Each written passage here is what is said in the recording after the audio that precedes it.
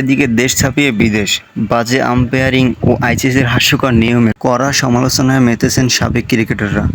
বাংলাদেশের হারকে দুর্ভাগ্যজনক বলে ক্রিকেটের স্বার্থেই এমন নিয়ম পূর্ব বিবেচনার আহ্বান সাবেক ভারতীয় ক্রিকেটার ওয়াসিম জাফরের। হারের ক্ষত ভুলে সামনের 2 ম্যাচ ভালো করার জন্য তাগিদ দিয়েছেন বাংলাদেশের সাবেক কাপ্তান মাশরাফি বিন মুর্তজা।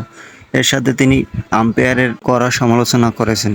সমর্থকদের কাছে দুঃখ প্রকাশ করে ঘুরে দাঁড়ানোর আহ্বান জানিয়েছেন তিনি। টি-20 বিশ্বকাপের মতো এমন বড় আসরে এমন বড় বড় আম্পায়ারিং ভুলের কারণে কোটি কোটি ভক্তের হৃদয়ক্ষরণ হচ্ছে। আইসিসির এমন ভুলগুলো শোধরানো উচিত। এদিকে ভক্তদের জন্য মাহমুদুল্লাহ রিয়াদ বিশেষ বার্তা দিয়েছেন।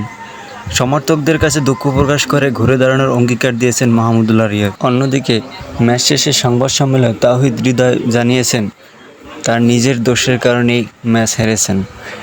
সম্পূর্ণ দোষ তার নিজের ঘাড়েই নিয়েছেন তাওহিদ হৃদয়। এক সাংবাদিকের প্রশ্নের উত্তরে তিনি বলেন, ম্যাচ হারার টার্নিং পয়েন্ট ছিল তার আউট। তিনি আউট না হলে ম্যাচ উইন হতো।